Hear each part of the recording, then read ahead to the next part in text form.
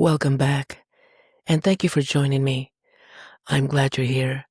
I'm Lourdes, and today's episode, When Life Feels Like a Horror Story, is about those moments when life takes a frightening turn and we are left trying to figure out how to keep going. In almost every horror movie, there comes a moment when the main character realizes this cannot be happening. Sometimes life brings us to that same moment. It may not be a haunted house or a monster in the basement. It might be a phone call, a diagnosis, a betrayal, a financial hit, or feeling worn down and not knowing why. You wake up one morning and realize, this feels like a freaking horror story I cannot get out of. Today, I want to talk about what happens when life turns a hard turn. The times that feel too big, too heavy, too much. This is not about horror movies. It is about you and me and how we can keep going when life starts to feel like a horror story. Horror stories tend to have a few familiar pieces. There is the jump scare, the thing that hits out of nowhere. There is the slow creep, the problem that builds so quietly you barely notice it happening. There is the not being believed when you know something is wrong, but no one believes you. And then there is the survivor, the one who has to figure out how to live with what happened. Let's start with the jump scare. For many of us, it is a phone call or a piece of news that divides life into before and after. It happens in an ordinary moment. You are going about your day. The phone rings. The doctor calls back. The test results are in. Or someone in the family says, we need to talk. And sometimes your body reacts before your mind has even caught up. Your chest tightens. Your heart starts beating faster. Your thoughts race ahead. You may feel shaky, numb, or unable to concentrate on the next sentence. Fear can do that. The body can go on alert while the mind is still trying to understand what just happened.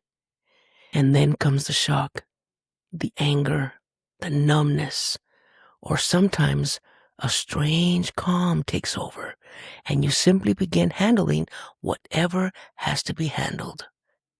You make the appointment. You write down the information. You call the family. You find the paperwork. You do the next thing because at that moment, that is all you know how to do. Part of what makes that experience so frightening is knowing there may be more ahead. The decisions, the difficult conversations, the uncertainty. Experience can work both ways. It can help because we know that the first wave of panic usually settles. We know how to ask questions and get through a difficult day. But experience also means knowing how quickly a diagnosis, a death, or a family crisis can change a life. Sometimes the most useful thing we can say in that moment is simply the truth. This scares me. I do not know what this means yet. Putting fear into words does not solve the problem, but it can stop us from pretending we are fine when we are not. Then there's the slow creep. This kind of trouble does not announce itself. You are a little more tired than usual. You agree to one more responsibility. You start helping a partner, a family member, or a friend. Then one day you look up and realize your calendar is full of everyone else's needs. Your body is asking for rest. You cannot remember the last thing you did simply because you enjoyed it. And even the idea of stopping for a day feels impossible. That is a different kind of horror. It is not the monster that jumps out. It is the house that gets darker so gradually you barely notice it. Until one day you realize you have been walking around in a life that no longer feels like your own. Many of us become the person other people depend on, the one who handles things, the one who gets the phone call when something goes wrong. But being the person everyone depends on can come at a cost. You may need rest. You may need help. You may need to say no to one more responsibility because your time, energy, health, or circumstances have changed. Sometimes the first step is simply admitting the way I am doing this is no longer working. That may mean saying no to one extra responsibility, asking someone else to take a turn, letting something be good enough instead of perfect. One small change may not fix everything, but it can give part of the day back to you. Another part of the horror story is not being believed. You say, something does not feel right. I have too much to deal with. I feel different. I am not myself. And someone says, that's normal at your age. You'll be fine. Try not to worry so much. Or they do not respond at all. Being dismissed can make you question yourself. Sometimes age becomes part of the dismissal. A 2025 study by researchers at Davidson College and Rice University looked at adults age 65 and older during health-related interactions. The researchers found that even subtle age discrimination, something as simple as avoiding eye contact, reduced trust and made people more likely to want to avoid future interactions. Sometimes it does not take an obvious comment to make someone feel dismissed.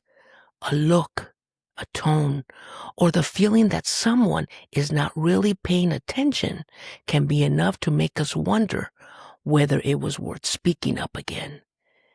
And that matters because when you are worried about your health or trying to explain what you are experiencing, you need to feel that somebody is actually listening. If someone makes you feel rushed, invisible, or unimportant, it can affect how willing you are to ask another question or come back for help. No one else gets to decide whether your concern deserves to be taken seriously. If something feels wrong, keep asking. If you are overwhelmed, say it. If you are sad, angry, exhausted, or frightened, call it what it is.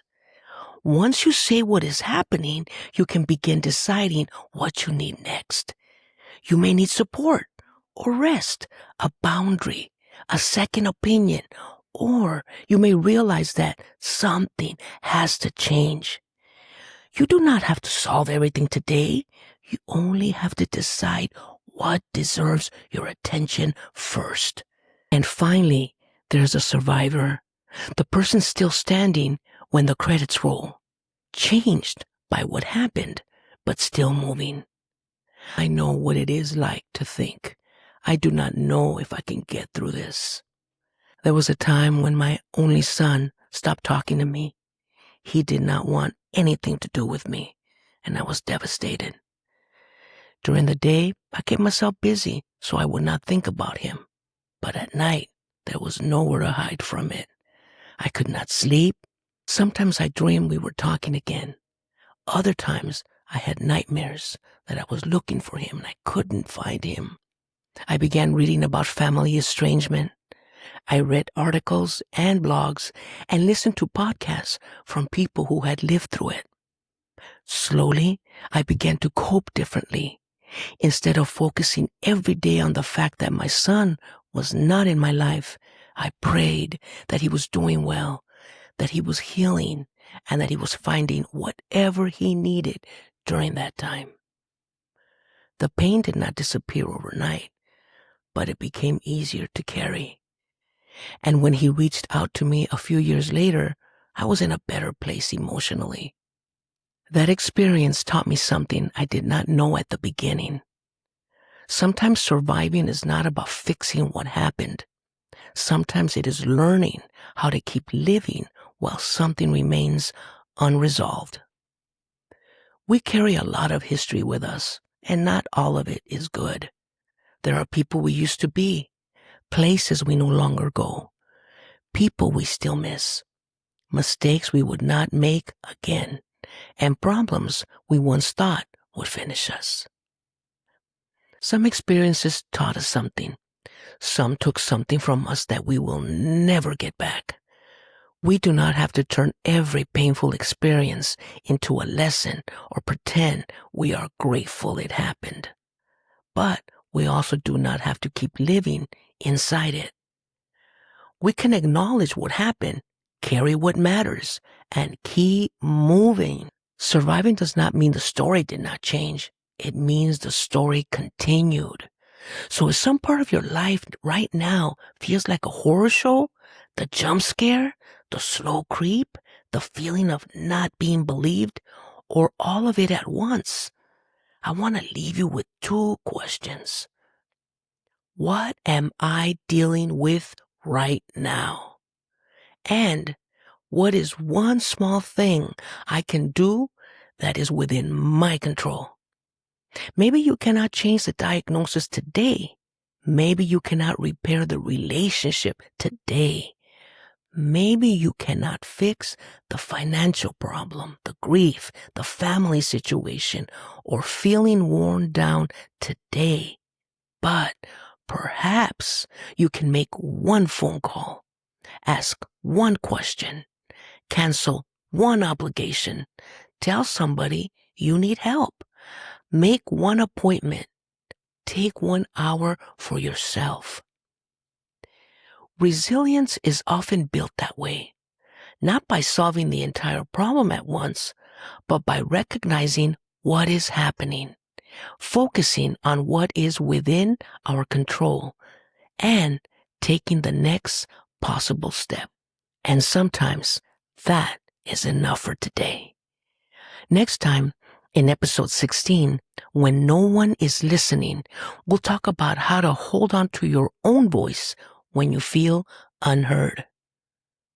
Thank you for spending time with me today. Remember, while facing your fears may not change your situation right away, it can help you see yourself with new strength and understanding. Let's continue to grow older and wiser together.